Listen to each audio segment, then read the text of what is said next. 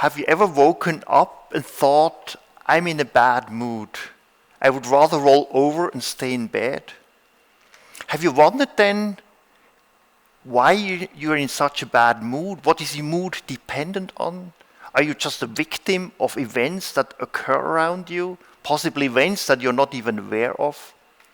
Ladies and gentlemen, given the unprecedented circumstances we have been living in this past year, the uncertainties and likely bad moods they evoked, I'm keen to demystify the understanding of what mood is and then what we can do for ourselves.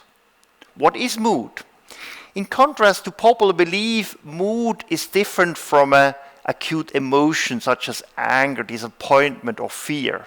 Mood lasts longer and mood is less likely triggered by a specific single event. So mood is a subjective experience that affects every aspect of your life, from your self-esteem to the relationship with others and even your physical health. Good mood increases motivation, activity, and risk-taking, whereas bad mood leads to withdrawal and avoidance. Here you see the circumplex model of mood, suggesting two important dimensions on which to assess mood. One is valence, so positive, negative, or pleasant, unpleasant, and the other is the activity level, so high energy and low energy.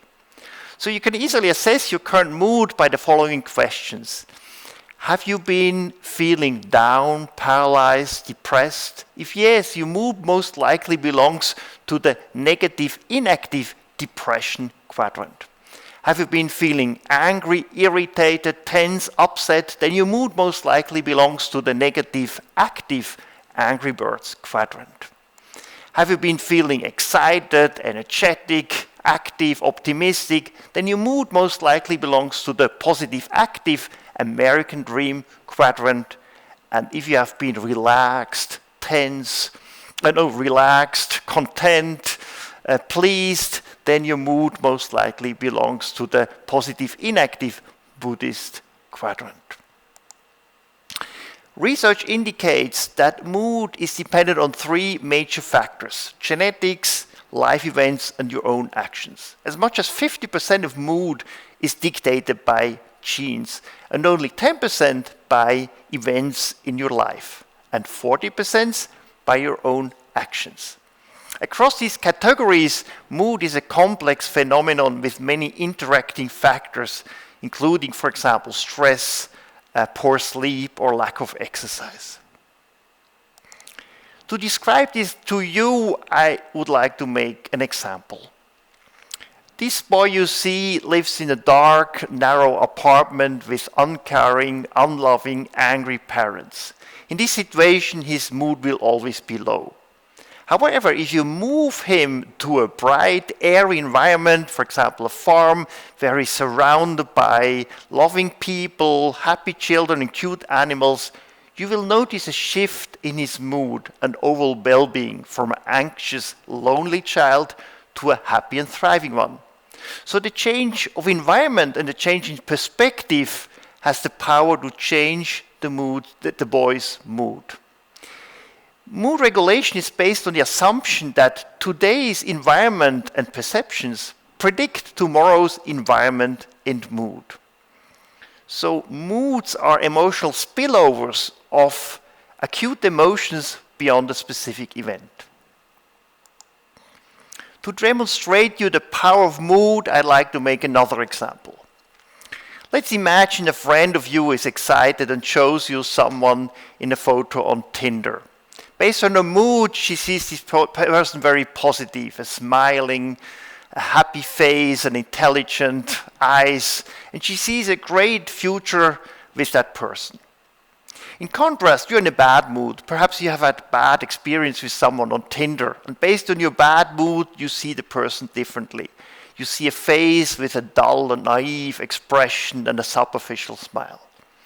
So you and your friends' mood differ, and this difference creates different perceptions, different expectations, and finally, different outcomes based on the state of the brain. Mood has become a major health problem. As a psychiatrist, I see everyday patients with an inappropriately low and pessimistic mood. This is linked to our modern environment, which is full of opportunities, but also full of changes and uncertainties. In the face of uncertainty, our brain actually prefers low mood over high mood. Evolutionary speaking, the result of a mood that is too high may be injury or death because we are prone to overlooking risks, whereas the cost of a mood that is too low is only, evolutionary speaking, missed opportunities and negative emotions. So taken together, uncertainty and the non-cyclic nature of our environment makes moods in many cases dysfunctional. So ultimately, the simplification of the decision-making process by ways of mood comes at a very high price in terms of missed opportunities and negative emotions nowadays. It's easy to assess depressed mood. You can use the following 2 questions that are frequently used in depression screening questionnaires. How often have you been bothered by feeling down, depressed, or hopeless? And how often have you had little interest or pleasure in doing things? If you had low mood or lack of pleasure in doing things, most of the day, nearly every day, over 2 weeks or longer, you may suffer from a mood disorder. What can you do about that? Usually, if you want to change something, we first have to understand it. But understanding mood is tricky. It's easier to understand emotions because they're usually the response to a specific event. For example, your boss told you that the salary increase is not possible, which makes you cranky. That crankiness is not your mood, it's the emotion, because mood is more futuristic. Mood is an emotional tool that guides future behavior. So a bad mood tells you that your brain believes that no rewarding options lie ahead of you. And the good mood tells you that your brain believes in coming rewards. The brain makes such predictions out of hundreds of factors we are not even aware of. An imperceptible decrease in the length of the day makes the brain shift into a lower mood in fall. Many of these factors that our brains take into account are not relevant for us anymore. For example, day length, or minor social conflict, or trivial infections. As a result, it's quite common that we suffer from a bad mood without obvious reason. In addition, mood is not domain specific. You cannot have a good mood at work and a bad mood in the family at the same time. That makes it quite difficult to define the domain, if any, that is the source of your bad mood. So what can we do then? So from what I have said, it's quite normal that we have to do something against bad mood that is dysfunctional. It also follows that intensive investigations into the specific reasons of that bad mood may not be the best solution. Fortunately, behavioral medicine provides a simple and basic insight into mood regulation. So an increase in pleasant activities increases mood. So in practice, you don't have to listen to your bad mood and get passive and withdrawn. On the contrary, you should do quite the opposite. So one of the most effective psychotherapies for depression, behavioral activation, is based on this simple fact.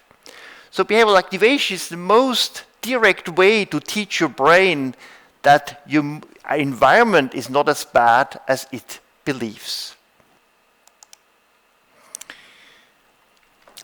Recent studies using smartphone online assessment show that regulating mood by doing something against it is very common in the general population.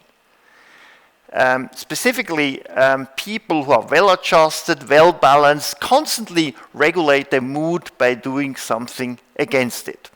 For example, they are more likely to get involved in positive, mood-increasing activities when they feel bad. And they're more likely to get involved in useful but mood-decreasing activities such as housework if they feel good. In contrast, people with depression tend to follow their mood. For example, they do enjoyable things, also their mood is already up, and they get passive and withdrawn when the mood tells them to do so, which creates cycles of mood fluctuation and exacerbating depression. So in summary, the evolutionary mismatch between our brain's mood regulation system and our modern environment makes it quite normal that we have to fight against bad moods that are dysfunctional. So be aware of minor mood changes. They may point you to a dysfunctional strategy you may have to change, but often they do not. Then it's better to get active and involved in pleasant activities as soon as your mood drops. The best way to improve your mood is to increase your positive activity level in a positive environment. Moreover, use your good mood to do things you do not like to do. Thank you and have a good mood.